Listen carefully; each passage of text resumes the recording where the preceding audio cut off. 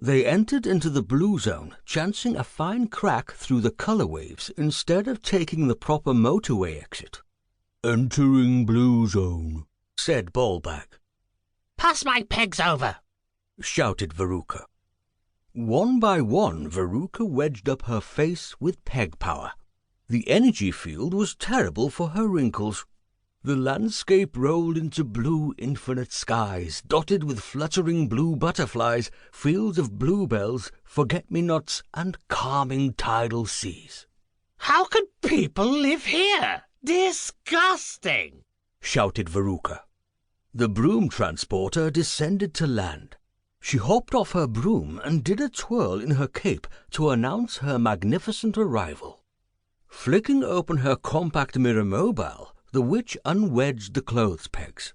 Two stripy legs flew into the air, followed by a pair of waggling red heels as she finished in a headstand position with an attempt to defy gravity.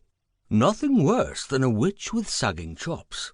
"Who are we looking for?" said Ballbag in purposeful mode. "We're looking for trouts, you fishhead," snapped the witch, who couldn't think of anything better to say. "Now write down anything that you think is fishy," she instructed. "Excuse me, we are looking for a trout." "Trout?" said the passer-by. "Fish! You know, those flippy-flappy things with tails that jump out of the water. I swim like flipper, flipper, flapper, flapper, slap a wet fish on your face, wiggle, wiggle, pop, pop," replied Verruca, who was now imitating fish-type movements, still in headstand position. "Ah, pop, pop, pop, pop," said the strange-looking person, who started to copy the witch's fish movements. "Pop, pop." Yes, yes, have you seen one?" She was now standing the right way up. There was a pause while the odd passer-by thought about it a bit more. No," he said, then continued to walk on by.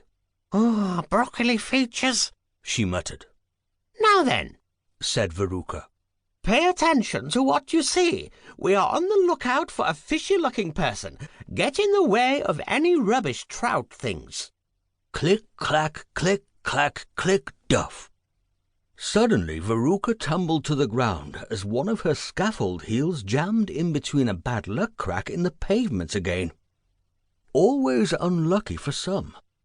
"Why, oh, why did you let me fall?" shouted Verruca, directing her disgrace at Toad and Ballbag. She paused. "And what was that cabbagey smell?" Returning to her heels once again and dusting down her cape, she limped along a few more steps, rambling on and on and on and on. Without warning, Toad burped loudly. "Ah, you disgusting bag of wind!" she continued to ramble. "I will call up the Blue Council here and send them the bill." The cauliflower-eared passer-by stopped in his tracks and turned back towards the bogus team. "Did you say windmill?"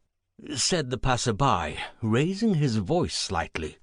The bogus bunnies stopped and turned to observe the cabbage being, who had green eyebrows and a broccoli floret hairdo, as you'd perhaps expect. "Yes," said the witch, who had forgotten the password. "but you don't look like a trout." "He hasn't got very good hearing for a pair of trumpets like that," whispered Toad, staring at the green being, who had enormous cauliflower ears. "Huh?" said the passer-by. "Nothing," said the witch. "I have been expecting you," said the green-looking being, waddling his ears. "My name is Russell Sprout," he said, offering a handshake to the witch. "Oh, how so very nice to meet you," she said, shaking the green being's hand, straining a false smile without pegs. "I say, Mr. Sprout, do you have a very windy family?" "Sorry?" replied Russell Sprout. Nothing," said the witch, remembering her manners. "Just wondering if it is true what they say about sprouts," she muttered. "Do step aboard," said the witch, pointing to the sidecar as if inviting Mr. Sprout onto a royal vessel.